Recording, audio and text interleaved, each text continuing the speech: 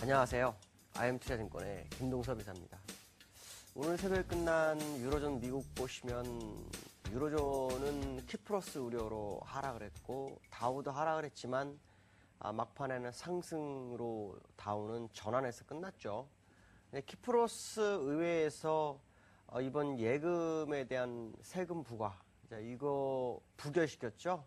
당연한 거라고 봅니다. 그럼 부결이 돼야 되죠. 왜냐하면 만약에 부결이 안 되게 되면 이게 선례가 남죠. 물론 유로존에서는 일회성이다라고 얘기를 하고 있지만 한번 선례가 남은 것은 크게 문제를 일으키게 됩니다. 사실 그 키프로스에는 약간 음모론이 좀 있었던 것 같습니다. 왜 그러냐면 키프로스는 조세회피 지역이죠. 그래서 전 세계 자금이 상당히 좀 많이 들어와 있는 상황이다라고 보시면 되겠고, 거기에 러시아 자금이 상당히 좀 되는 것 같습니다.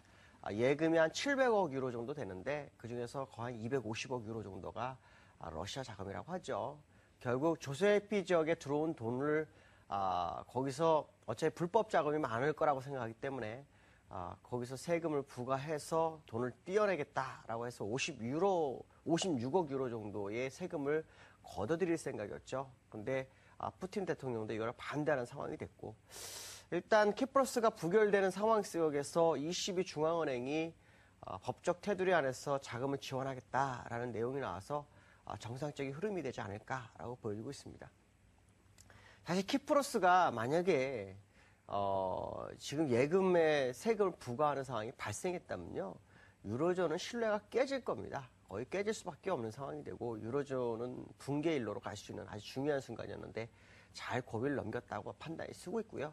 다행히 어저께 스페인에서 단기 국채를 발행했는데 금융위기 이전 수준까지 금리를 떨어뜨렸죠. 이것이 상당히 긍정적인 상황이었다라고 보시면 될 것 같습니다. 자, 그 다음에 미국장은 어저께 장 초반에는 0.45% 정도까지도 상승을 했었죠. 주택 창공 건수하고 주택 허가 건수가 상당히 개선되는 모습입니다. 자, 미국은 이제 고용이 개선이 되고 있지만 아직도 7.7%대의 모습이고, 그 다음에 주택은 계속 살아나는 모습인데 제조업 지수가 안 좋은 모습이죠. 그래서 고용이 좀 더 개선이 되고 제조업 지수가 좀 나아지거나 소매 판매 지수가 좀 좋아진다면 일단 시장은 상당히 좀 상승을 할 수 있는 계기를 마련할 수 있다라고 보여지고 있습니다. 근데 어저께 보시면 휘트니라는 애널리스트가 있습니다. 이 사람은 은행주에 굉장한 예견을 잘하죠. 근데 이 사람이 자기가 처음으로 미국장이 매우 긍정적이다라는 얘기를 했는데요. 이 내용을 보면 미국은 결국 이제 유로존의 불확실성이 안전자산인 미국으로 자금이 더 쏟아져 들어올 것이다 라는 분위기고, 그게 주가를 끌어올릴 수 있는 그런 상황이다 라고 얘기를 하고 있습니다. 그만큼 약간 비관론자에 해당되는 사람들이 긍정론자로 바뀐다, 그런 약간 불안 요소는 있지만 어쨌든 시장은 상당히 상승을 예견하는 그런 상황이 아닌가 이렇게 보여지고 있습니다.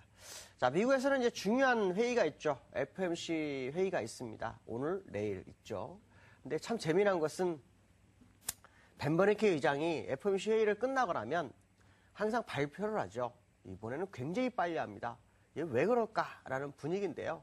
아마도 제가 볼 때는 지금 시장에서 자꾸 양쪽이나 종료나 출구 전략에 대한 얘기가 너무 많이 나오기 때문에 미리 이 상황을 불식시키기 위한 그런 전략이 아닐까라고 보여지는데요. 항상 미국 시장의 특징이 뭐냐면 시장에서 막 떠들어대면은 그게 좀 빨리 다가오는 경향이 좀 있었다라는 부분이죠. 과거에 이런 일도 있었죠. 오퍼레이션 트위스트를 할 것이냐, 다른 양적완화를 할 것이냐에 대해서 얘기가 많을 때 시장에서는 자꾸 오퍼레이션 트위스트 그래갖고 결국 그거를 할 수밖에 없었고 또 연장까지도 하는 그런 상황이 왔었거든요. 그러니까 여론을 자꾸 누군가 들쑤시고 있는데요. 쉽지 않은 상황이라고 보고 있습니다. 왜냐하면 실업률이 7.7%건 7.5%건 이게 중요한 게 아니라 고용 여건 개선이 상당히 좀 중요하다는 거죠. 이게 해결되지 않으면 아마 FOMC는 끝까지 유지할 확률이 높다라고 보여지고요. 또 하나는 뭐냐면 벤 버냉키 의장 입으로 직접 사임을 얘기하지는 않았지만 그 사임이 거의 2014년도 1월에는 거의 기정사실화 되고 있기 때문에 현재 정책을 그 사람 임기 내에는 바꿀 상황이 아니라는 거죠. 미국에는 지금 사실 기업들이, 비금융사 기업들이 현금을 엄청나게 많이 갖고 있습니다. 1조 4,500억 달러 정도 가지고 있다고 하죠. 이게 지금 문제가 뭐냐면 미국 국내에 있는 게 아니라 해외에 있다고 합니다. 거의 80%가 해외에 있는데 이 돈이 국내로 반입되면 세금을 냅니다. 법인세가 35%이기 때문에 안 되죠. 이게 어쩌면 미 정부에서 협상안이 나올 수도 있습니다.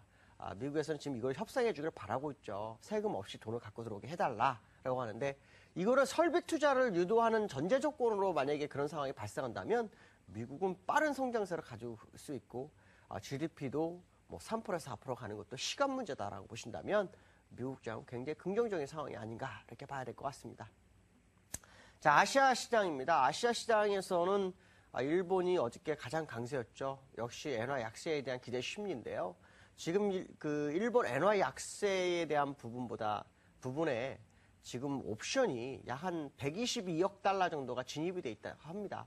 문제는 이게 이제 청산되는 과정인데요. 만약에 혹시라도 엔화 약세가 안 되고 엔화 강세로 가게 되면 이거를 청산을 하려고 그러면 상당한 그 쇼크가 올 수 있는 그런 상황이라고 하죠.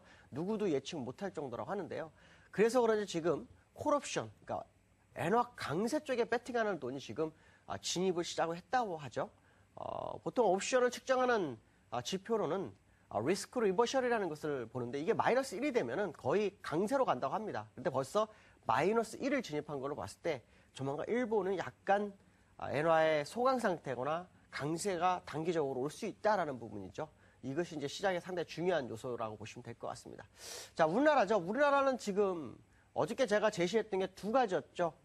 외국인의 선물 매수, 기관의 현물 매수. 이게 포인트다라고 했는데 어저께 외국인이 선물을 2시 20분까지 1,700개 이상 사다가 막판에 그냥 다 두들겨 펴버렸죠. 그로 인해서 지수는 10포인트를 끝났는데 선물은 마이너스 20까지, 0.20까지도 갔다가 보합으로 끝나는 상황이 발생해 버렸습니다. 순식간에 뭐 한 1포인트 이상 밀어내는 모습이죠. 그러놓고 막판에 끝난 거 보니까 외국인 선물은 거의 980개 정도 매도를 했고요. 그런 상황이 됐습니다. 물론 현물에서는 예상대로 기관이 사서 잘 받쳐줬죠. 자, 오늘도 외국인이 선물에서 매수로 전환해 주는지 이게 아주 중요한 포인트입니다. 지난번 만기 때 한 7,000개 갖고 하방으로 밀어붙이다가 4포인트까지 거의 밀어내는 그런 상황에서 역드라이버가 걸렸죠. 역회전이 걸리면서 플러스 0.80에 끝나는 상황이 발생했습니다. 그래서 손실이 굉장히 가중됐던 그런 기억이 있죠. 그로 인해서 시장에 약간 후폭풍이 있는 것이라고 봐야 하지 않겠나 이렇게 판단하고 있고요. 그렇다면 결국 외국인들의 선물에서 매수를 하는지 확인을 해야 될 것 같습니다. 자, 미국장은 이제 오늘 밤, 내일 밤 지나면 이제 만기가 끝나죠. 그러니까 거의 중요한 순간을 지나가고 있다라고 보시면 되겠고, 대량 거래량 터지고 난 다음에 견조하게 시장 견뎌내고 있다라고 보시면 될 것 같고요.